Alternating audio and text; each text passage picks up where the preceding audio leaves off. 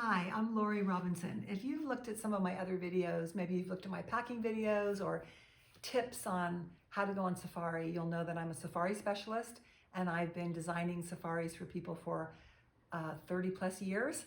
Today I want to do a video on what shoes to pack for your safari. It's a really important consideration because there are limits to how much weight you can take while you're on safari because the little bush planes are small.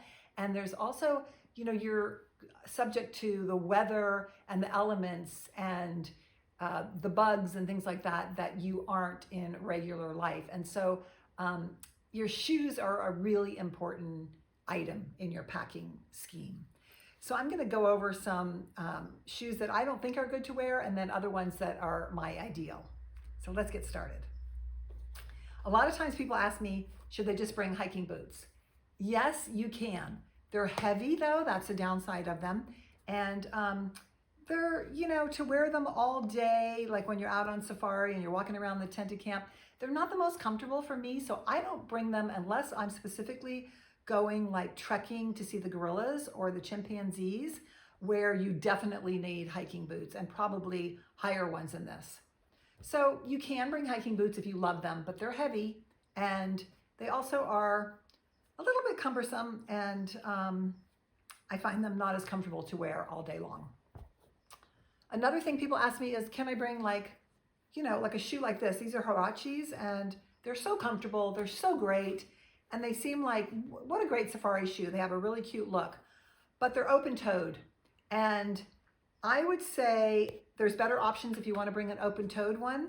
And these won't suffice because you need both a open-toed and a closed-toed, mostly a closed-toed. So I would say no on these. Another one that people ask me, can I just wear, trainers or tennis shoes? And I would say yes, but these kind of tennis shoes that are running shoes have little kind of breathable mesh on them that like holes. And I find that stickers get in there and dirt gets in there and they just don't work that well. So I would say, even though they're nice and light and they're comfortable, and I would say okay, but they're not perfect.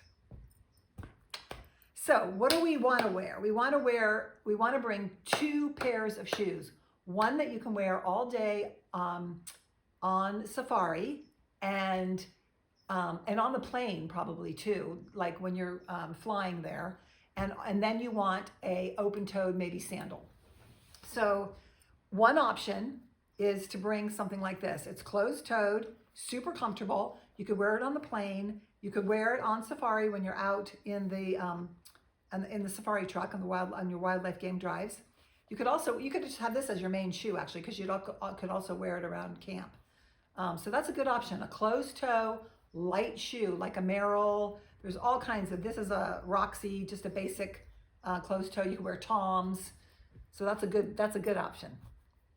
I would say my favorite shoe is to wear a canvas. It has no mesh. It can get dirty, but it doesn't get inside of the material. And these are Taos. I love these. I love the color of them. I love the feel of them. They have an arch in their insole, which is really good for me. And they come in all kinds of really cool colors and they go with everything. So these are my favorite shoes for wearing on safari. I have lots of them, and depending on what color scheme I'm wearing on safari, because if you've looked at my other packing videos, you'll see that I start with a color scheme. Like, let's say green is my basic color scheme, then I'll take these. If gray is my basic, then I'll take these. If beige is my basic, I can take these. So I love these. These are great. And then along with these, I take some kind of sandal. So I spend a lot of time, because I'm leading the safari sometimes, I spend a lot of time going back and forth from, to the different tents to talk to clients or going to see the manager of the camp or whatever. And I don't like wearing these all day, every day. So when I get back from my wildlife drive, I'll wear these around the tented camp. This is also an option. You can wear this around your tent. And They're super comfortable, and you could also wear them to maybe go, if you're going to go to the pool or you're going to go get a massage at the spa or something like that.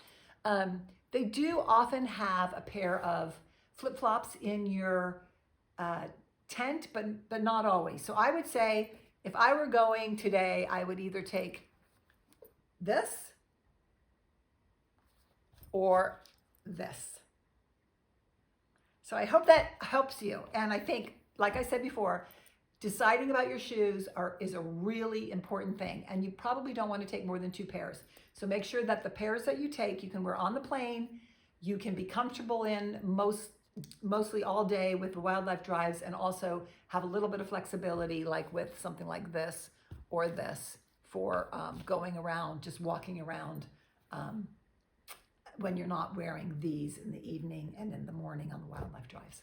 So I hope that helps you. And if you like my videos and you like this kind of information, please subscribe, put comments below, ask me any kind of questions. I love answering questions about how to go on safari. It is my absolute delight to help you have the best safari possible. And I hope you watch my other videos with tips and tricks. And you can go to my blog, which has a lot of information about going on safari. It is savingwild.com.